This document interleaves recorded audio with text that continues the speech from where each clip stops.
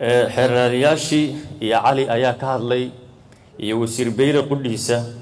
hayaankii ama geedi socodkii ay dacwadani soo martay oo dib ugu noqonaysa ilaa 1927 mustacmaradihii reer Yurub ee Afrika xuduudaha u sameynayay sidii ay u asteeyeen dawladdii rayidka iyo doorkay ku lahayd iyo dawladdii kacaanka oo way doodaha labada dhinac soo jeediyeen ama maxkamaddu baadhista ku sameysay waxa jirtay xilli madaxweyne ku-xigeenadii hore ee Soomaaliya dawladdii militariga xilligeennii iyo Kenya ay arintan ahayd inay ka wada hadlaan dawladda Soomaaliyana waaga ay diiday inay ka hadasho mowduuc ku saabsan badda sababtuna ahayd hiyigii iyo fikirkii iyo siyaasadii arrimaha dibadda ee waaga ay hagaysay midnimadii shanta Soomaaliyeed maadaama aan dhulkiiba ku kala bixin sabab bad aan uga hadalnaa ma ay jirto ayaa fikirkii iyo falaasafadii madaxdii waqtiga raayigoodu ahaa laakiin runta ahaantii markaad u fiirsatid mas'uuliyiinta Soomaaliyeed iyo dadka Soomaalidu inay yihiin ayaa laga baran karaa kiiskan dad wadaniyiin oo dal jecel oo mararka qaar aad soonayso sida dalka ay u jecel yihiin maxay ugu ragi waayeen dibudhiska iyo qarandhiska dalka tacabka badan ee dal jacaylka marka shisheeye la ishayo ay geliyaan dawladihii soo kala maray kala duwanaa dawladda ku meel gaarkii ugu horeyso ilaa xilligii runtii Cabdullaahi Yuusuf 2007 2008 door weyn bay ku lahaayeen mimooyinkii ay Kenya rabtay in loo qoro iyo kaalintii ay ka istaageen iyo sidii ay u diideen sidoo kale Sheekh Shariif xukuumad iyo madaxweyneba iyo wasiiradii waqtigaas iyaguna door muhiim ah bay ka ciyaareen Xasan Sheekh madaxweyne Farmaajo iyo xukuumadihii kala duwanaa oo xukuumadeena ugu dambayso ra'iisul wasaare Maxamed Xuseen Roble uu yahay hormuudka waxa kiiskaasi ina baraya Soomaalinimada iyo wadaninimada iyo dal jacaylka oo ay tahay taa inaynu runtii u turjino inaynu adkayno dalkeena dhismihiisa iyo wada jirkiisa iyo midnimadiisa iyo qarannimadiisa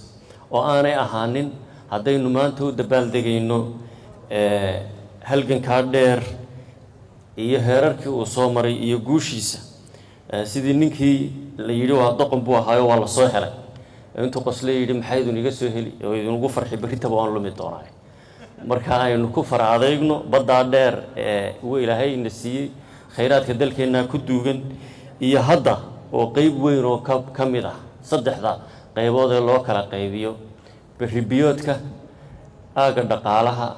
iyo qalfoof qaaradeedka intaba Soomaaliya waxay heshay saami aad u weyn 80% marka la isku celceliyo ahaanaya 100% 75% 3 meelood laba in ka badan celcelis ahaan isku noqonaysa 80% iyo wax ka badan inay Soomaaliya leedahay runta markaad u dhab gashidna maxkamadda cadaaladda adduunku falaasafadaha sharciga jurisprudence ay isticmaasho waxa ku jira wax la yiraahdo equitable share theory oo hadiya jeer ay isku daydo maadaama xarunteedana peace palace la yiraahdo in nabadda adduunkana ay ka taliso marka wax badan yeynaan ku sii tiigaalin Kenya meel uun baa madaxa loo galiyay ninka odayga ahaa islaantii hooyada halaasi wuxuu yiri waxa hadii oo meel madaxayada balaarsan bal horta meel madaxa u galiya iyada fidsan doonte marka nabadana waxay ka taraysaa Kenya meel baa madaxa loo galiyay maxay inaga tagay oranina jaar baynu nahay xiriir baa inaga dhaxeeya waa jaarkaagana ma dooratid adigu inaad la noolaatidna waad ku qasban tahay hadda meesha aynu joogno waa run oo xukun sharci ah baynu haysanaa oo cad oo dunida dhan yaala duniduna dhaqankeeda iyo sumcadeeda ayuu dal waliba eegaayo ixtiraamaa laguna qiimeeyaa shuruucda caalamiga ah qayb ka ah labadeenubana unkulas baan ku wada jirnaa istaadiyuudka maxkamadana waynu wada qaadano wada saxiixnay hadda se shaqo weyn baa inoo taala kiiskii waa ku guuleysanay waynu helnay halkaasun in lagaga hadhamaahay xukuumadda iyo shacabka iyo dawladda waxa uu taal shaqo adag oo ah sidii hawraartu ahayd halgankii yaraa uu dhamaaday laakiin halgankii weynaaba haray fulintii xukunkaas cadaaladda ku dhisan meel marintiisii waxyaabihii kala koobsanay oo dhinacyadii kala duwanaaye sharciga farsamada iyo badda culuntan ku saabsan xuduuduhu waxay leeyihiin geography geomorphy waxay yiraahdaan geomorphy geophysics waxyaabahaasoo dhan oo Allah yarxama saalixu aqoon dheer u lahaa ayaa lagu cabiraa aqoontaas waa u baahannahay farsamada tii sharci yaqaanka waan u baahannahay tii diblomaasiyiinta iyo wasaaradda arrimaha dibadda iyo xukuumadda waynu u baahannahay qaramada midoobay iyo meelaha kale ee ururadooda aynu ka mid nahay in lala halgamo waynu u baahannahay walka xeerlaaliin oo ka lahaa safaaradaheena in la xoojiyo oo waa runtii waliba shanta ugu waaweyn ee dunidu ku ururto haday tahay African Unionka haday tahay kuwa Carabta ee Masar haday tahay Kenya qudheedo qayb weyn safaaradeedaas New York Geneva iyo Brussels waa meelaha dunidu isugu imanaysa diblomaasiyadda aad uga shaqeyso kiiskeeniina u baahan meelmarintiisa iyo si loo bigareyntiisa in laga shaqeeyo waa hawlaha shaqo ahaan inoo yaala maanta walaalayaal hadaynu halkeenu taaganahay haddaba dalkani wuxuu u baahan yahay inuu kala nabad galo inuu nabad ku wada noolaado nabadna ku jiro nabadna ku hana qaado wixii khayraad iyo uu leeyahayna si nabada oo Ilaahay u calfay uu uga soo baxo meel dheer baynu ka nimid 19 dawladeenu way burburtay waa la yagleelay 2000 meel buu soo gaadhay maantana waxaynu maraynaa heer haddana ay tahay inaynu dhiig cusub ku shubno ama si laba kaclayso dawladnimadeena labada Soomaali bay u taala ka ay dooranayaan mid walbana se waxay naga saaran shaqo waajib ay naga saaran waana waxa kaliya ee aynu ku kala nabad galayno ee aynu ku sii jiri karayno haddaad u fiirsataan dacwadan casharada kale ee ku jira muddadii 19 ilaa 2005 oo ayna dawladnimada xooganayn maxkamaduna u aqoonsatay xilli Soomaaliya meed ayna waxba ka duwanayn waxa kalifay in la inagu soo dhiirado waa dawladii oo aan jirin ama aan xooganaynba haddii tiiteedii aynu mar labaad ku noqono haddana dibba la inoo sii kala qaybsan doona haddaynaan maanta cagaheena ku istaagin waajibka xukuumadda ee nasaaranna gudanin dawlad iyo shacabba Soomaaliya dib bay u noqon doontaa doorashooyin baa lagu jiraa xilligeedii la gaaray 17 September baa ra'iisul wasaaraha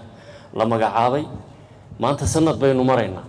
ku talagalkuna wuxuu ahaa maadaama doorasho dadban aynu qaadanay 4 bilood gudahood ama 6 bilood ugu badnaan in